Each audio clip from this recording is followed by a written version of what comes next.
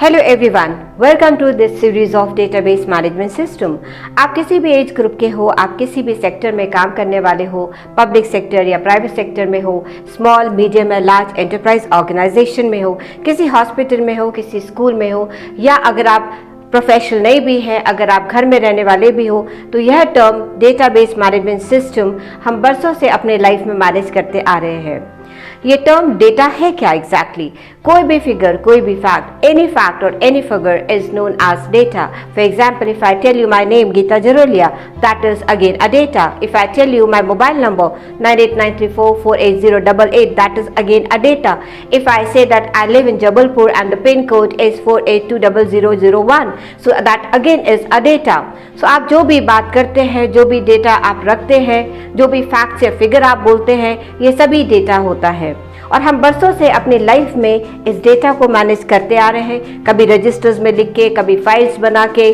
किसी छोटी सी शॉप में भी इस डेटा को मैनेज करने के लिए they keep storing the data in ledgers. Hospitals में आपने देखा होगा बहुत मोटी मोटी फाइल्स हुआ करती थी। इसी तरह से ऑफिसेस में, बैंक्स में भी यह data in form of written material उनके रजिस्टर्स में या मोटे मोटे फाइल्स में हुआ करते थे।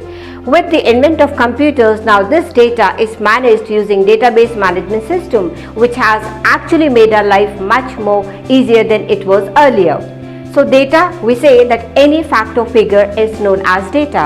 और जब आप इस डेटा को properly arrange करके organize करके रखते हैं, then it is known as database. इस डेटाबेस में जब आप काम करते हैं, जैसे कि नए डेटा को रखना या पुराने डेटा को हटाना या एग्जिस्टिंग डेटा में कोई मॉडिफिकेशन करना, ये कहलाता है मैनेजमेंट।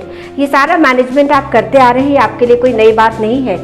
सिर्फ इतना फ़र्क है कि पहले आप इनको फाइल्स रजिस्टर्स में नोट किया करते थे, अब हम उसी चीज़ को इलेक्ट्रॉनिक फॉर्म में कंप्यूटर्स पे रखते हैं। आप चाहे तो वर्ड, एक्सेल में भी अपना डेटा रख सकते हैं, बट क्योंकि जैसे आपका डेटा बढ़ता जाता है, वर्ड और एक्सेल इतने एफिशिएंट नहीं होते हैं कि आपको डेटाबेस में ऐड, अपडेट, डिलीट करना या एग्जिस्टिंग डेटा को रिट्रीव करना ये आसान कर पाए, क्योंकि उसके भी अपने लिमिटेशंस होते हैं। हमें कुछ ऐसा सिस्टम चाहिए होता है जहाँ पे हम डेटा को मैनेज कर पाए, डेटा क्रिएट कर पाए, अपडेट कर पाए, डिलीट कर पाए, और जैसा ही हमारे रिक्वायरमेंट हो हम उस डेटा को इफेक्टिवली, एक्यूरेटली निकाल के प्रेजेंट कर पाए। फॉर एग्जाम्पल, जैसे आप बैंक में जाते हैं, आप अपना अकाउंट नंबर देते हैं और उस अकाउंट नंबर के बेसिस पे आपका पूरा history, transactions, amount deposited, credited, debited, सारे इन्फॉर्मेशन आपके सामने रख दी जाती है। Why this is possible? Because all the banking sectors they are making use of database management system like Oracle, Microsoft SQL Server, MySQL, DB2, MariaDB, MongoDB. There are so many databases available in market nowadays. Three most important databases which are very popular around the world, they are Oracle, Microsoft SQL Server, और आजकल जब हम web technology पे काम करते हैं तो MySQL is very famous and very common. Database management system is nothing but a software or a system that helps you to manage your data in form of database. Database management system में, as I gave you example of Oracle, Microsoft SQL Server and MySQL.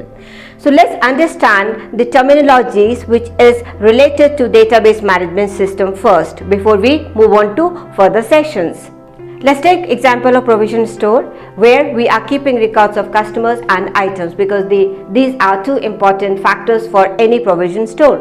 Let's say for example, if I want to store the information of a customer, तो customer नाम की हम file बनाते हैं जिसमें हमें customer का डेटा रखना है। तो जो फाइल आप बनाते हैं कस्टमर नाम की, वो डेटाबेस में उसे हम कहते हैं tables. So tables are basically files we are going to store the information about a particular object. अगर आपको आइटम्स का डेटा रखना है तो आइटम्स नाम की एक फाइल बनेगी जिसको हम बोलेंगे आइटम्स टेबल, और इसमें आइटम्स रिलेटेड इंफॉर्मेशन आप रखेंगे। अगर हम कस्टमर फाइल की या कस्टमर टेबल की बात करते हैं तो कस्टमर का क्या इन्फॉर्मेशन रखते हैं आप? जैसे कस्टमर का आईडी, कस्टमर का नाम, उसका मोबाइल नंबर, उसका एड्रेस, उसका ईमेल आईडी। तो जो भी इन्फॉर्मेशन आप उस टेबल में रख रहे हैं, जो कॉलम्स आप क्रिएट करते हैं, इन कॉलम्स को हम डेटाबेस टर्मिनोलॉजी में कहते हैं फील्ड्स। आप इनको फील्ड्स या कॉलम्स कह सकते हैं। सिमिलरली अगर आपका टेबल है आइटम्स, तो आइटम्स का क्या इन्फॉर्मेशन रखते हैं कि हर आइटम का एक कोड होगा, आइटम का नाम होगा, आइटम का HSN कोड होगा, HSN कोड के अलावा आइटम कितने क्वांटिटी में हमारे पास है और पर आइटम का कॉस्ट कितना है। तो ये इन्फॉर्मेशन आपका आइटम्स टेबल में चला जाएगा। तो कस्टमर का इन्फॉर्मेशन कस्टमर टेबल में, आइटम का इन्फॉर्मेशन आइटम टेबल में, और इन्फॉर्मेशन को आपने ऑर्गेनाइज करने के लिए उसको कॉलम्स यानी फील्ड्स में डिवाइड किया। अब जब आप एक कस्टमर या आइटम टेबल्स में जो आपने क्रिएट कर लिए, कॉलम्स क्रिएट कर लिए, इसमें जो आप एंट्रीज करते हैं, this entries are called as records. तो एक टेबल में कस्टमर कस्टमर के रिकॉर्ड्स होंगे, आइटम टेबल्स में आइटम के रिकॉर्ड्स होंगे। So now we know database management system, table के बाद फील्ड्स या कॉलम्स, एंड देन उस टेबल में जो एंट्रीज हैं they are known as records. So basically, database is collection of many tables, and in a table there are fields, and the entries that you made, the information that you're keeping in that table, they are known as records. आज के session में हमने बहुत ही एक layman की तरह database management system के terminologies को समझा, लेकिन टेक्निकली आप इन डेटाबेसेस पे कैसे काम कर सकते हैं ये हमारे आगे के सेशंस में आप देखेंगे। So keep watching, stay tuned, and please do not forget to like, share and subscribe. Only the subscribed users will get the text material और the print material on this session. Thank you so much.